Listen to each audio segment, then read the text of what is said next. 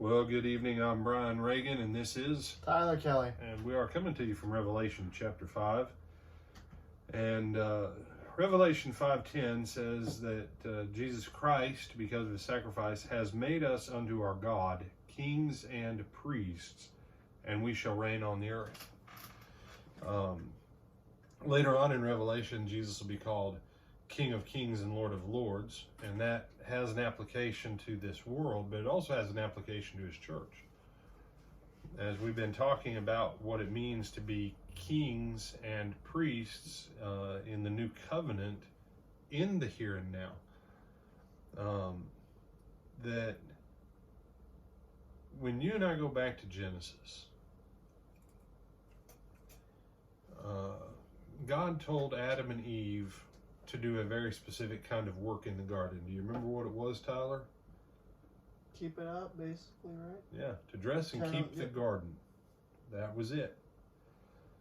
Now, let me ask you something. When you read Genesis 1, where are the gardening tools? There aren't any, are there? There are none.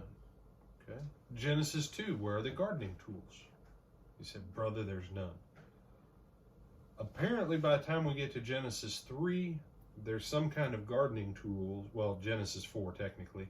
There's some kind of gardening tools because Abel is a tiller of the ground. Wait, Cain is? I thought Abel was. Yeah, Cain, there we go. Thank you. Cain is a tiller of the ground. Abel's a shepherd. Cain is a tiller. So by chapter 4, they've got garden tools. But when you read and look through Jesus' life and ministry, nearly every time Jesus does something, it says, and Jesus said, and Jesus said. If he laid hands on someone, it says, he laid his hands on him and Jesus said. Have you ever wondered how they did their work in Genesis 1 through 3? That if they were made in the image of God, if they had dominion like God, if they had the glory of God as their covering, if they were in perfect harmony with God, and if all of creation took its order from what Adam called it after God created it, that the power that they had as human beings was the power in their word. When you and I as Christians think about what it means to be kings of God, for God to be over us, but us to be kings operating under him. When you look at 2 Corinthians chapter 5 and the ministry of reconciliation committed to us, when you look at Jesus' mandate in Matthew 28 to go into all the world, to all the nations, and proclaim the gospel, to teach and make disciples, you and I have kingdom and kingly authority to exercise on behalf of the King of Kings and Lord of Lords. And the majority of that power is done by what we say, because that's how things work in the kingdom. Do you have some thoughts on this, Tyler, before I bring it in? No, sir.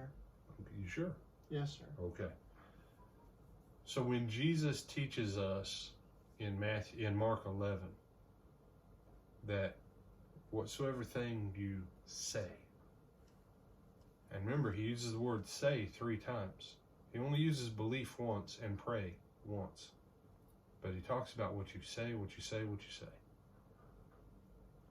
That if we would change the entire complexion of our nation, of our churches, of our homes, we exercise that kingly authority when we put the words of the King of Kings in our mouth, and we speak that same power that created the universe, which was the same power that operated in Galilee, raising the dead and everything else.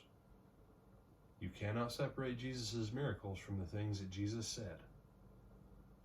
And even the Father, in that famous passage about resurrecting Jesus, even the Father says, thou art my Son, this day have I begotten thee. And Paul in Acts 13 quotes that and says that was about the resurrection, not the baptism. So as you go as you go to bed tonight and as we move into the weekend, I want to encourage you, think about the high position that we have in Christ Jesus and ask, have we been living up to it? Go on ahead and dismiss us, Tyler. Sleep well this evening and go in the blessing of the Lord. Amen.